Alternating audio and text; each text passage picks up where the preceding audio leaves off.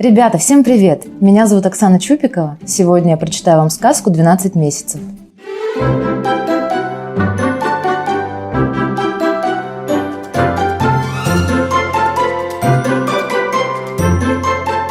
Знаешь ли ты, сколько месяцев в году? 12. А как их зовут? Январь, февраль, март, апрель, май, июнь, июль, август, сентябрь, октябрь и ноябрь. Только окончится один месяц, сразу же начинается другой. И ни разу еще не бывало так, чтобы февраль пришел раньше, чем уйдет январь, а май обогнал бы апрель. Месяцы идут один за другим и никогда не встречаются. Но люди рассказывают, будто в горной стране Богемии была девочка, которая видела все 12 месяцев сразу. Как же это случилось? А вот как. В одной маленькой деревушке жила злая и скупая женщина с дочкой и падчерицей. Дочку она любила, а падчерица ничем ей не могла угодить. Что ни сделает падчерица, все не так. Как ни повернется, все не в ту сторону. Дочка по целым дням на перине валялась, да пряники ела. А падчерица с утра до ночи и присесть некогда было. То воды натаскай, то хворосту из лесу привези, то белье на речке выполощи, то грядки в огороде выпали. Знала она и зимний холод, и летний зной, и весенний ветер, и осенний дождь. Потому-то, может, и довелось ей однажды увидеть все 12 месяцев разом. Была зима, шел январь месяц. Снегу намело столько, что от дверей его приходилось отгребать лопатами. А в лесу на горе деревья стояли по пояс в сугробах и даже качаться не могли, когда на них налетал ветер. Люди сидели в домах и топили печки. В такую-то пору под вечер злая мачеха приоткрыла дверь, поглядела, как метет вьюга, а потом вернулась к теплой печке и сказала падчерице: «Сходила бы ты в лес, да набрала там подснежников. Завтра сестрица твоя именинница». Посмотрела на мачеху девочка. Шутит она или вправду посылает ее в лес? Страшно теперь в лесу. Да и какие среди зимы подснежники? Раньше марта месяца они не появятся на свет, сколько их ни ищи. Только пропадешь в лесу, увязнешь в сугробах. А сестра говорит ей: «Если пропадешь, то плакать о тебе никто не станет. Ступай, да без цветов не возвращайся, вот тебе корзинка». Заплакала девочка, закуталась в рваный платок и вышла из дверей. Ветер снегом ей глаза порошит, платок с нее рвет. Идет она, еле ноги из сугробов вытягивает. Все темнее становится кругом. Небо черное, ни одной звездочкой на землю не глядит, а земля чуть посветлее. Это от снега. Вот и лес. Тут уж совсем темно, рук своих не разглядишь. Села девочка на поваленное дерево и сидит. Все равно думает, где замерзать. И вдруг далеко меж деревьев сверкнул огонек, будто звезда среди ветвей запуталась. Поднялась девочка и пошла на этот огонек. Тонет в сугробах, через бурелом перелезает. Только бы, думает, огонек не погас. А он не гаснет, он все ярче горит. Уж и теплым дымком запахло, и слышно стало, как потрескивает в огне хворост. Девочка прибавила шагу и вышла на полянку. Да так и замерла. Светло на полянке, точно от солнца.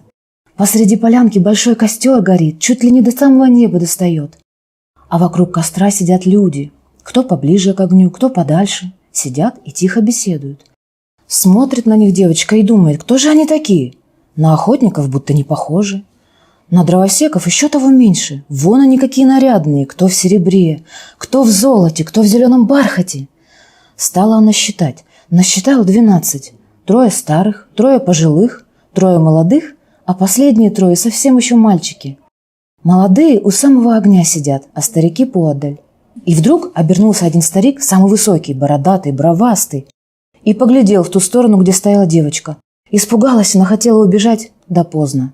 Спрашивает ее старик громко: «Ты откуда пришла? Чего тебе здесь нужно?» Девочка показала ему свою пустую корзинку и говорит: «Нужно мне набрать в эту корзину подснежников». Засмеялся старик: «Это в январе-то подснежников? Вон чего выдумала!» «Не я выдумала», — отвечает девочка, «а прислала меня сюда за подснежниками моя мачеха и не велела мне с пустой корзинкой домой возвращаться». Тут все 12 поглядели на нее и стали между собой переговариваться. Стоит девочка, слушает, а слов не понимает, будто это не люди разговаривают, а деревья шумят. Поговорили они, поговорили и замолчали. А высокий старик опять обернулся и спрашивает: «Что же ты делать будешь, если не найдешь подснежников? Ведь раньше марта месяца они не выглянут». «В лесу останусь», — говорит девочка. «Буду марта месяца ждать. Уж лучше мне в лесу замерзнуть, чем домой без подснежников вернуться». Сказала это и заплакала. И вдруг один из 12, самый молодой, веселый, в шубке на одном плече, встал и подошел к старику. «Братец Январь, уступи мне на час свое место».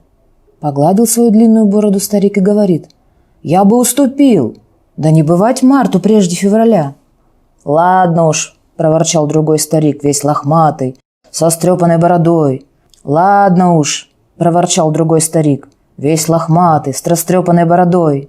«Уступи, я спорить не стану. Мы все хорошо ее знаем. То у проруби ее встретишь с ведрами, то в лесу с вязанкой дров. Всем месяцем она своя, надо ей помочь». «Ну, будь по-вашему», — сказал Январь. Он стукнул о землю своим ледяным посохом и заговорил: «Не трещите морозы в заповедном бору, у сосны, у березы не грызите кору. Полно вам воронье замораживать, человечье жилье выхолаживать». Замолчал старик, и тихо стало в лесу. Перестали потрескивать от мороза деревья, а снег начал падать густо, большими мягкими хлопьями. «Ну, теперь твой черед, братец», — сказал Январь. И отдал посох меньшему брату, лохматому февралю. Тот стукнул посохом, мотнул бородой и загудел: «Ветры, бури, ураганы, дуйте, что есть мочи, вихри, вьюги и бураны, разыграйтесь к ночи. В облаках трубите громко, вейтесь над землею, пусть бежит в полях поземка белую змеёю». Только он это сказал, как зашумел в ветвях бурный мокрый ветер, закружились снежные хлопья, понеслись по земле белые вихри, а февраль отдал свой ледяной посох младшему брату и сказал: «Теперь твой черед, братец Март». Взял младший брат посох и ударил о землю. Смотрит девочка, а это уже не посох, это большая ветка, вся покрытая почками. Усмехнулся Март и запел звонко во весь свой мальчишеский голос: «Разбегайтесь, ручьи, растекайтесь, лужи, вылезайте, муравьи, после зимней стужи. Пробирается медведь сквозь лесной валежник, стали птицы песни петь, и расцвел подснежник». Девочка даже руками всплеснула. Куда девались высокие сугробы? Где ледяные сосульки, что висели на каждой ветке? Под ногами у нее мягкая весенняя земля. Кругом каплет, течет, журчит. Почки на ветвях надулись, и уже выглядывают из-под темной кожуры первые зеленые листики. Глядит девочка, наглядеться не может. «Чего же ты стоишь?» — говорит ей Март. «Торопись, нам с тобой всего 1 часок братья подарили». Девочка очнулась и побежала в чащу подснежники искать. А их видимо-невидимо, под кустами и под камнями, на кочках и под кочками, куда ни поглядишь. Набрала она полную корзину, полный передник и скорее опять на полянку, где костер горел, где 12 братьев сидели. А там уже ни костра, ни братьев нет. Светло на поляне, да не по-прежнему. Не от огня свет, а от полного месяца, что взошел над лесом. Пожалела девочка, что поблагодарить ей некого, и побежала домой. А месяц за нею поплыл. Не чуя под собой ног, добежала она до своих дверей и только вошла в дом, как за окошками опять загудела зимняя вьюга, а месяц спрятался в тучи. «Ну что?» – спросила ее мачеха и сестра. «Уже домой вернулась? А подснежники где?» Ничего не ответила девочка. Только высыпала из передника на лавку подснежники и поставила рядом корзинку. Мачеха и сестра так и ахнули. «Да где ж ты их взяла?» Рассказала им девочка все, как было. Слушают они обе и головами качают. Верят и не верят. Трудно поверить, да ведь вот на лавке целый ворох подснежников. Свежих, голубеньких. Так и веет от них мартом месяцем.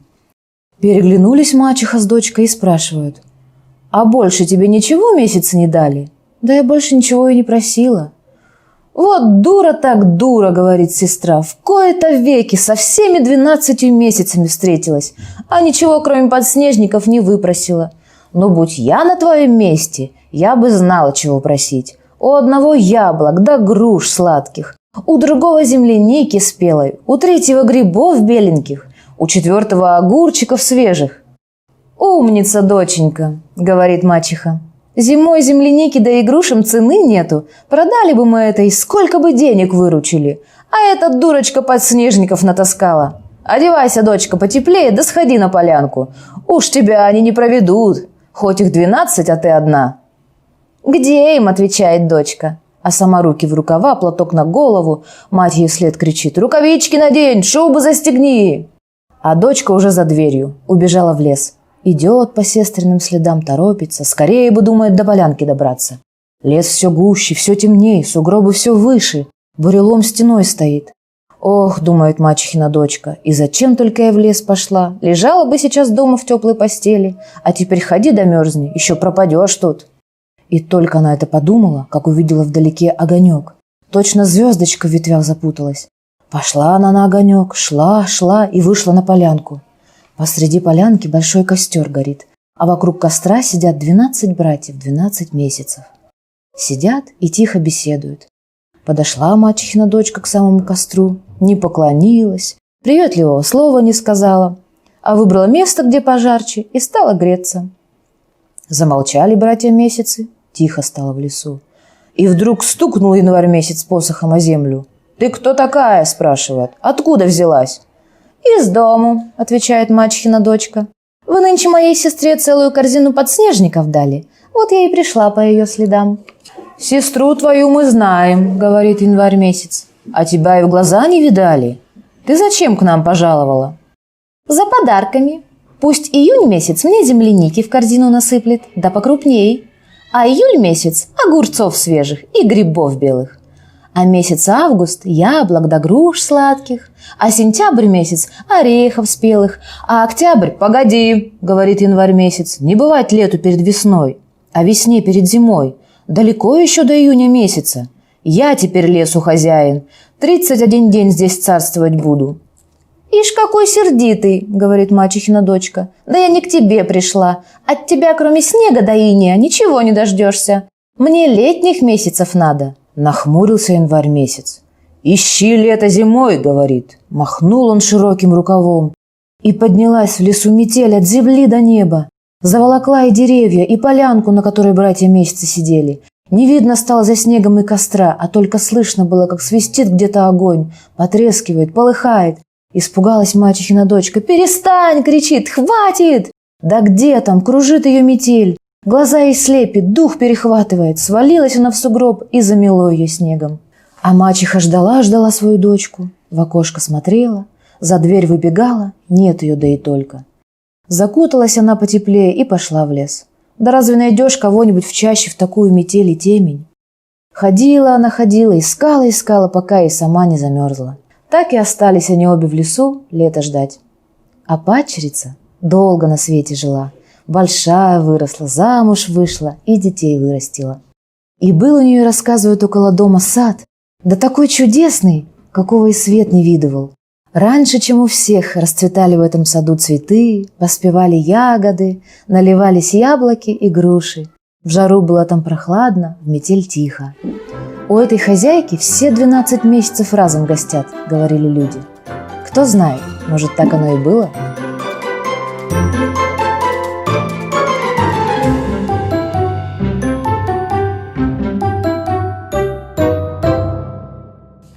Ребята, поздравляю вас с Новым годом! Желаю вам хорошего настроения, хорошо кушайте, слушайте маму и побольше волшебства вам в вашей жизни.